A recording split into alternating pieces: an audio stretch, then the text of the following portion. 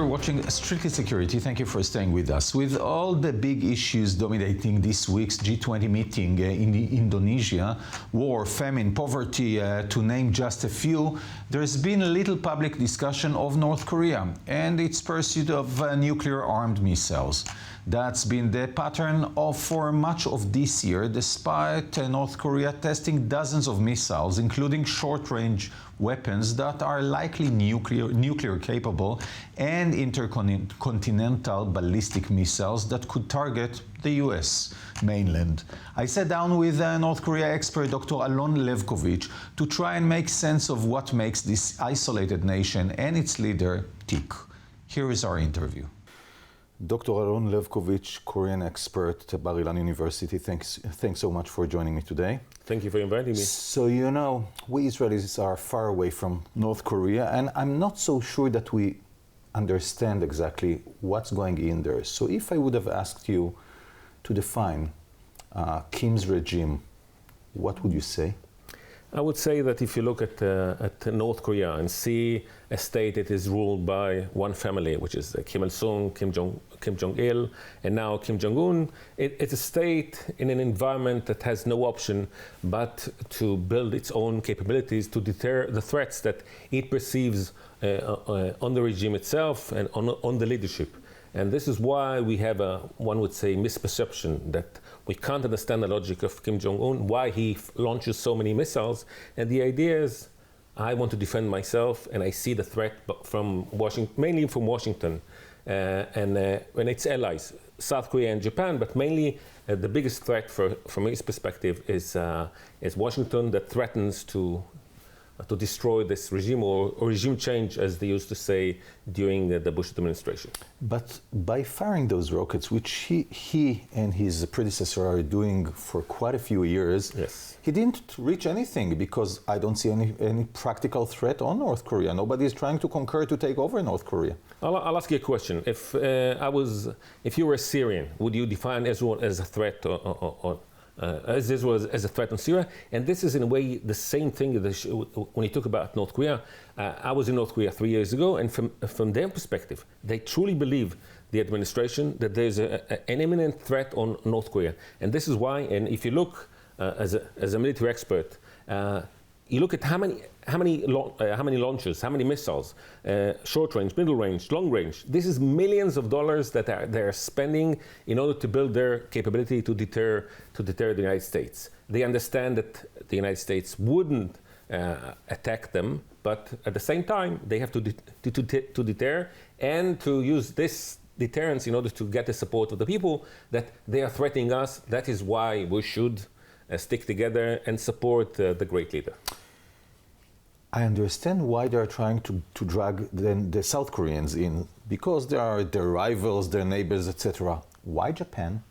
In a way, it's more complex what you ask about South Korea, because if we look, for example, at the previous president, Moon Jae-in, he was the most, I would say, people would criticize me, but he was in a way the most favorable pro-North Korean, and people in South Korea blamed him for being too much pro-North Korea. And the problem was that despite the fact that he was willing to assist North Korea wasn't willing to move forward and to disarm part of its nuclear or missile capabilities. Japan is being seen as a threat, and this is an interesting phenomena that if you look at Japan's defense policy, one would say they thank the previous Prime Minister Shinzo Abe, who was assassinated a few months ago. For him, North Korea was used as justification to improve their defense policy. We are pacifist states, but we are moving forward in our defense policy. North Korea sees Japan as a potential threat, but it in a way it allows them to lure the United States into the region. Japan has moved forward with its offensive defensive capabilities, and there's a big change. But what you see in North Korea is they develop capabilities to threaten the entire region. But what they understood, and Kim Jong-un moved forward the ICBM, the long-range missile capabilities, that once he was able to convince Washington that he has the capability, Washington was willing to talk to him. Our friend Donald Trump was willing to get some kind of agreement, which failed. But I would say when you look about North Korea, you should see the other potential threat, which is China. So in a way, some of the administrations around the region, and mainly in Washington, uses North Korea as a threat, but as an excuse to build their defense capabilities against the biggest threat, which is China. But what are the chances for North Korea to make an actual move, an actual physical move? Because we see the capabilities, both conventional and non-conventional, but you keep on saying deterrence. They want to keep themselves. Yes. You're not talking about conquering, taking over, expanding. Yes. This was a dream. His grandfather, Kim Il-sung, tried to not conquer, but free South Korea. Now, the Republic of Korea. Nowadays, we don't conquer anything. We talk about unifying the Korean Peninsula, but this is just a slogan like, yes, we can.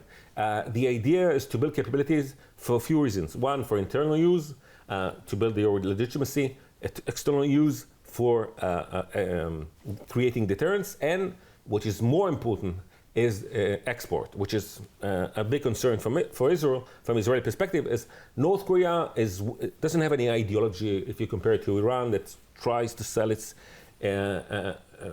revolution, Islamic revolution. The North Koreans don't have any intention of selling. It's all about money. It's all about money. If you pay cash, and now it becomes more complicated because you can't transfer money because they're out of the SWIFT. So you have to pay cash. When I was in North Korea, in order to get into North Korea, the travel agency had to bring cash because they have to bypass all the sanctions. So from North Korean perspective, they do cyber. They sell weapons to everyone. Anyone who wants to buy, they're willing. And cyber, drugs, everything. You've mentioned cyber more than once, and we've seen the North Koreans attacking by cyber quite a few places around the world. We've seen hospitals in the UK being attacked a few years ago. We've been infrastructure in the US being attacked, and in other places.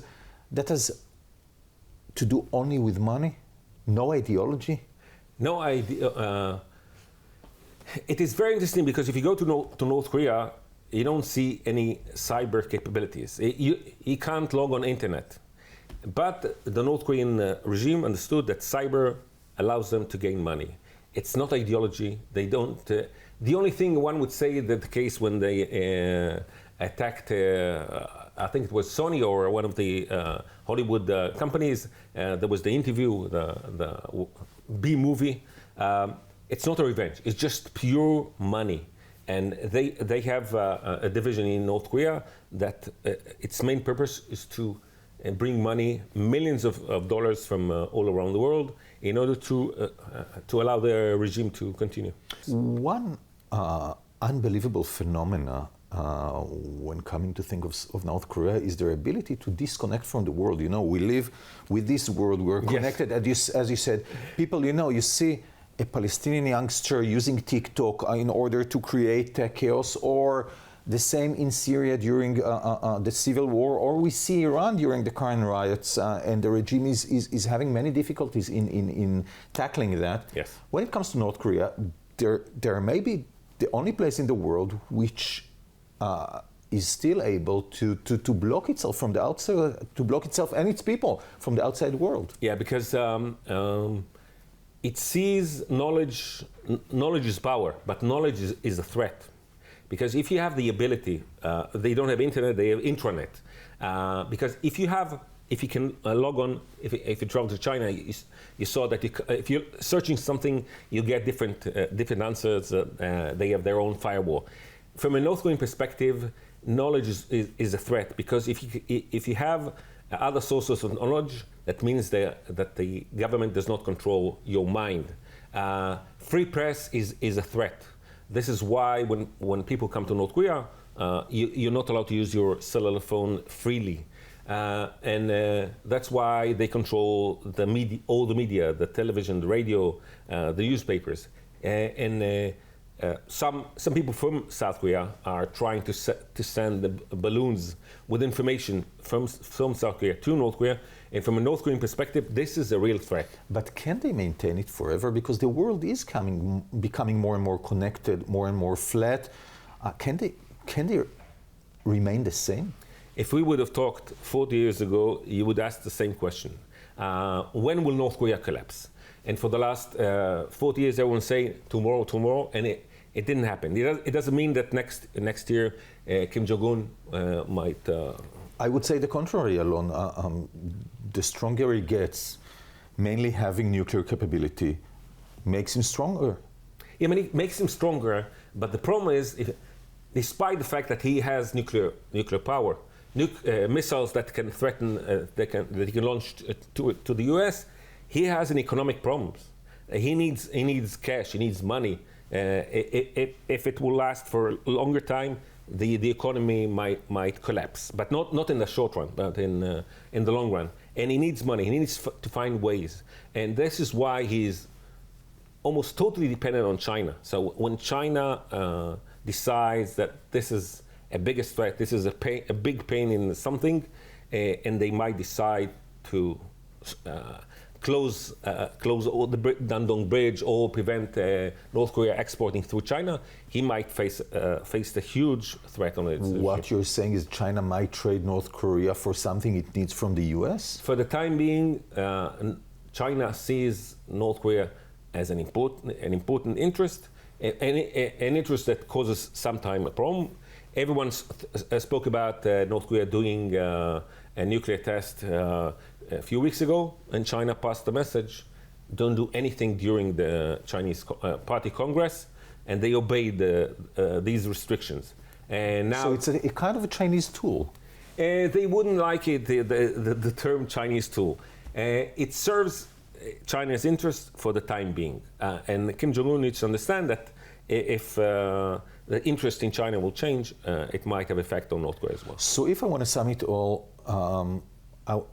by tackling two issues. One is the nuclear capability and the concern in the West and in Israel that it might be, sold, expanded to other places in the world, which we've seen, as we've said beforehand, in Syria. And the second one, North Korea's future.